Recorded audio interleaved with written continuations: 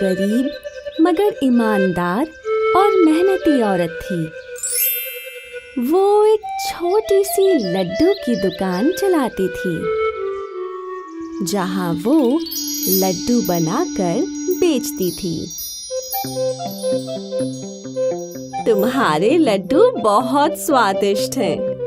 लगता है तुम्हारे हाथों में जादू है। राधा बहुत ईमानदारी से शुद्ध घी में लड्डू बनाती थी।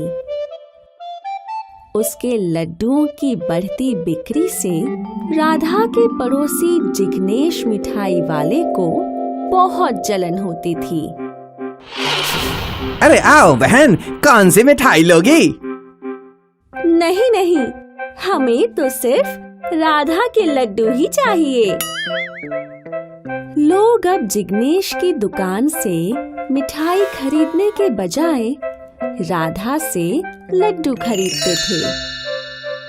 ईर्ष्यावश जिग्नेश राधा के लड्डू का बहुत मजाक बनाता था। तुम्हारे लड्डू कितने फीके और पत्थर की तरह कड़क हैं। इन्हें बेचते वक्त एक हथौड़ा भी साथ में दिया करो तोड़ने के लिए। जिग्नेश की बातों से राधा बहुत दुखी होती।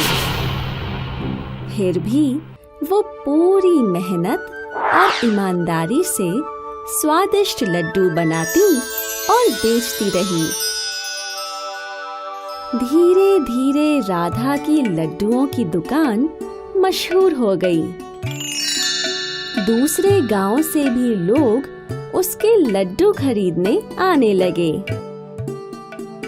एक दिन एक बहुत बड़े सेठ ने अपने बेटे की शादी के लिए राधा को 5000 लड्डू बनाने का ऑर्डर दिया।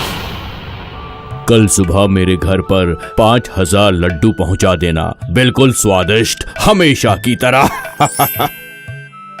लड्डू आपके घर पहुंच जाएंगे। इतना बड़ा ऑर्डर मिलते ही राधा ने लड्डू बनाना शुरू कर दिया। एक के बाद एक वो लड्डू बनाती जा रही थी।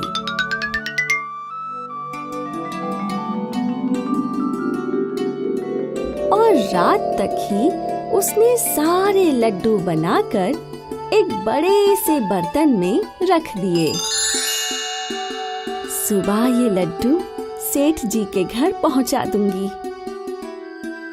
राधा अपनी दुकान बंद कर निश्चिंत होकर घर चली गई। लेकिन उसके पड़ोसी दुकानदार जिग्नेश के दिमाग में कुछ और ही चल रहा था। वो चाहता था कि राधा के लड्डू सेठ जी के घर ना पहुँचें और सेठ जी राधा से गुस्सा हो जाएं। राधा की बदनामी होगी तो उसकी लड्डू की दुकान चौपट हो जाएगी। जिग्नेश अपनी दुकान में गया और एक बड़ा सा पिंजरा ले आया, जिसमें 3-4 मोटे चूहे बंद थे। उसने चुपके से राधा की दुकान में चूहे छोड़ दिए। ये मोटे भूखे चूहे सुबह तक सारे लड्डू चट कर जाएंगे। अगली सुबह राधा ने जैसे ही अपनी दुकान खोली, चूहों को देखकर वो चौंक गई। हाँ, ये चूहे मेरी दुकान में कहाँ से आए? हे भगवान, ये तो सारे लड्डू खा गए। अब मैं सेठ जी को क्या दूंगी? दूर खड़ा जिग्नेश राधा के लड्डुओं की बर्बादी देख बहुत खुश हुआ। चूहे लड्डू खा गए। सेठ जी के घर लड्डू पहुंचाने का वक्त हो गया था। लेकिन राधा के सारे लड्डू तो चूहों ने बर्बाद कर दिए थे। राधा बुरी तरह रोने लगी।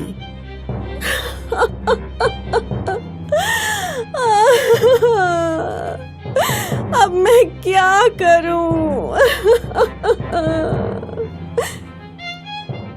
तभी उसकी नजर दुकान में कोने में रखे एक चमकते घड़े पर गई।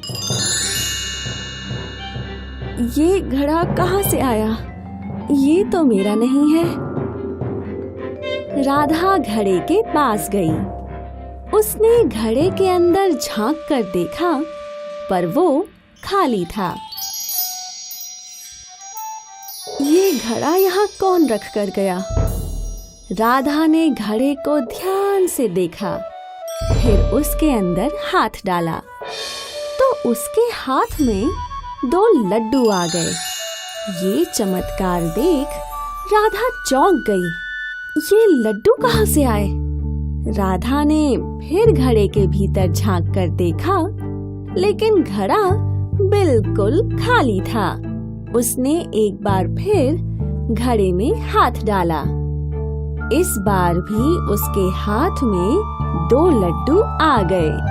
ये चमत्कार देख राधा बहुत खुश हो गई। ये तो जादुई घड़ा है जो मुझे हर बार 2 लड्डू दे रहा है।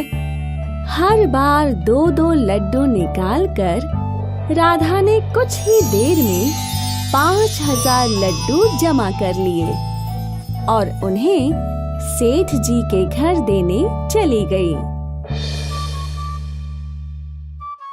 राधा को लड्डू ले जाता देख जिग्नेश भौंचक्का रह गया। इसके लड्डू तो चूहे खा गए थे, फिर इतनी जल्दी ये लड्डू कहाँ से ले आई? मुझे पता लगाना होगा कि आखिर राज क्या है। कुछ देर बाद लड्डू देकर राधा वापस अपने दुकान पर आई, तो फिर उसने घड़े में हाथ डालकर कुछ और लड्डू निकालना शुरू किया।